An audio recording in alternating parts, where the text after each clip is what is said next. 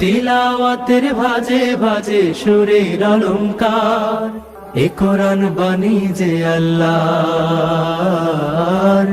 এ কোরআন বাণী যে আল্লাহর। আসসালামু আলাইকুম ওরহমতুল্লাহ বরকাতুহ। আসুন্না ফাউন্ডেশনের অনন্য আয়োজন সহজ সূত্রে কোরআন শিখির 13তম পর্বে আপনাদেরকে স্বাগতম।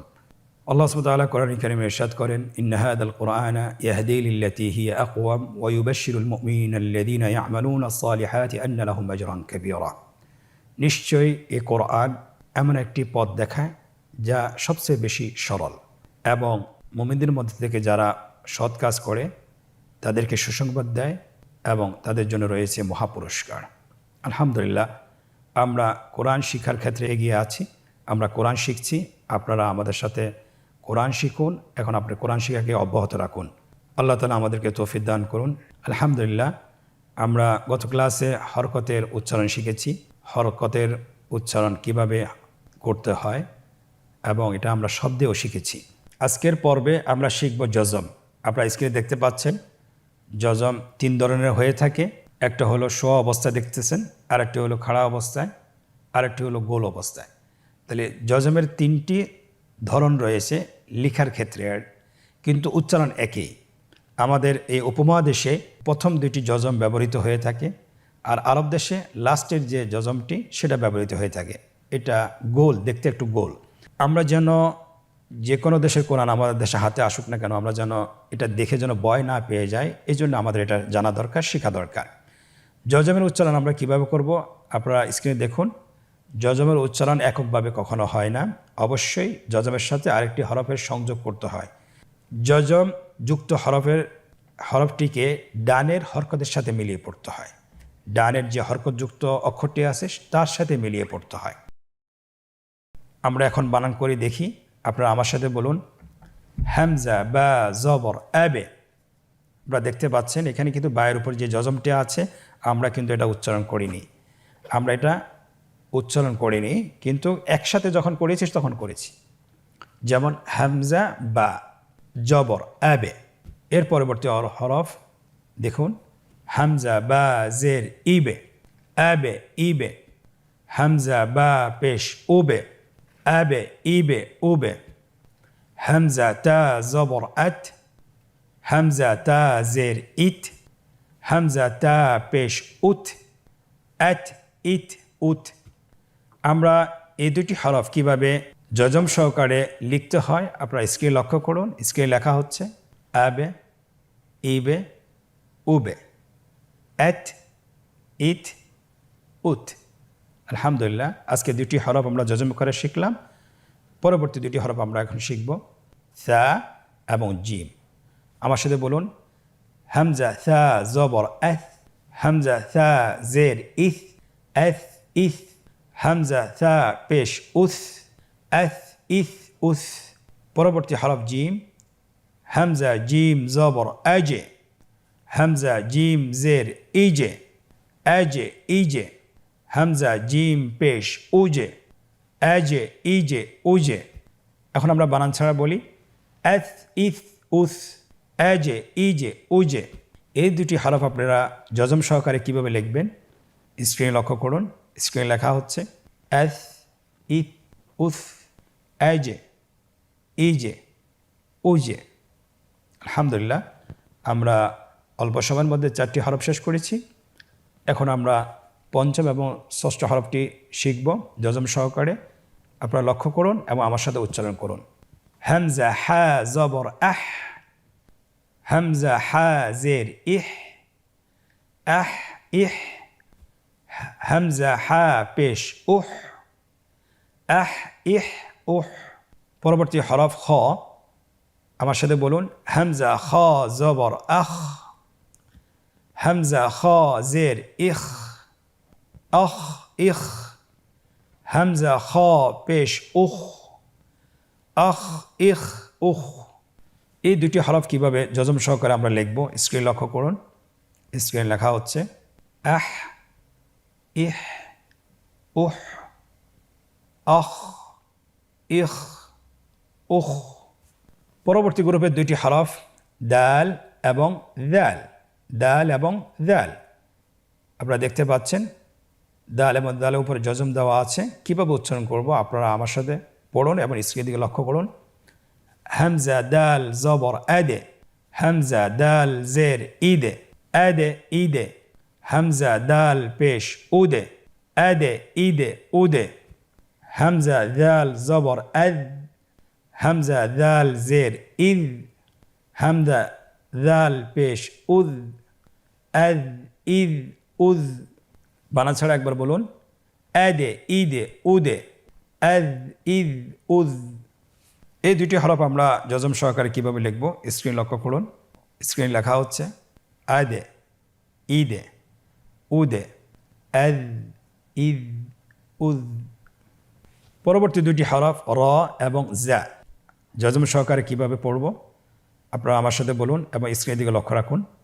হামজা র জবর অর, হামজা র জের ইর, অর ইর, হামজা র পেশ উর, অর ইর উর, হামজা জা জবর আজ, হামজা জা জের ইজ, হামজা জা পেশ উজ, আজ ইজ উজ।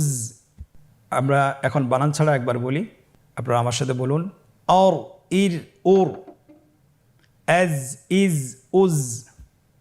এই দুইটি হরফ আমরা জজম সহকারে কীভাবে লিখব আপনারা স্ক্রিনে লক্ষ্য করুন। স্ক্রিন লেখা হচ্ছে অর ইর উর, আজ ইজ উজ। এখন আমরা পরবর্তী গ্রুপের দুইটি হরফ সিন এবং শিন, এই দুইটি হরফ জজম সহকারে কীভাবে উচ্চারণ করতে হয় সেটা আমরা শিখব ইনশাআল্লাহ। আপনারা স্ক্রিন লক্ষ্য করুন এবং আমার সাথে উচ্চারণ করুন। হামজা সিন জবর এস, হামজা সিন জের ইস, এস ইস, হামজা সিন পেশ উস, এস ইস উস, হামজা শিন জবর এশ, হামজা শিন জের ইশ, হামজা শিন পেশ উশ, এশ ইশ উশ। বানান ছাড়া একবার বলি এস ইস উস, এশ ইশ উশ। এই দুটি হরফ কিভাবে আমরা জজম সহকারে লিখব স্ক্রিনে লক্ষ্য করুন। লেখা হচ্ছে এস ইস উস, এশ ইশ উশ। আলহামদুলিল্লাহ আমরা আজকের লেসনের বা থেকে শিন পর্যন্ত জজম সহকারে কীভাবে উচ্চারণ করতে হয় আমরা শিখেছি আলহামদুলিল্লাহ। এখানে একটি বিষয় আমাদেরকে অবশ্যই খেয়াল রাখতে হবে যে আমরা কিছু হরফের ক্ষেত্রে আমরা কিন্তু কলকলা করেছি।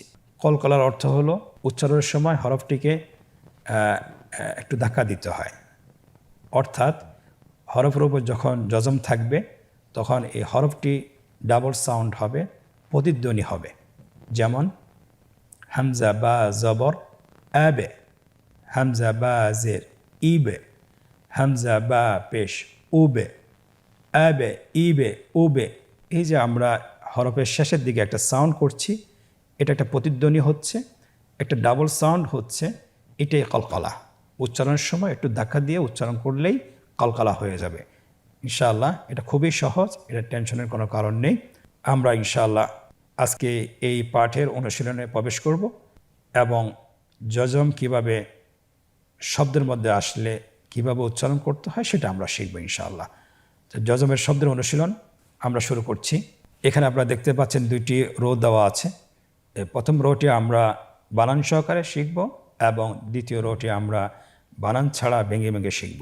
আপনারা আমার সাথে বলুন ইয়া সিন পেশ ইউস, র দুই জবর রন, ইউস রন, বা র জবর বর, দাল দুই জবর দেন, বর দেন, শিন হামজা জবর শা, নুন দুই পেশ নুন, শা নুন, নুন পেশ নু, صاد জের সি, নুসি, বা তা জবর বেত, নুসিবত, হামজা শিন জবর আশ, হা জবর হা, আশ হা, দাল পেশ দু, আশহাদু, লাম সিন জবর লস, তা জবর তা, লসতা, আইন শিন জবর আশ র দুই জের রিন আশ রিন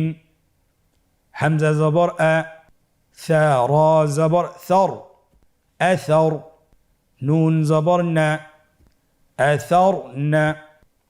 এখন আমরা একবার বানান ছাড়া পড়ি ইউসরান বারদান শা'নুন নুসিবাত আশহাদু লাস্তা আশরিন আথরনা।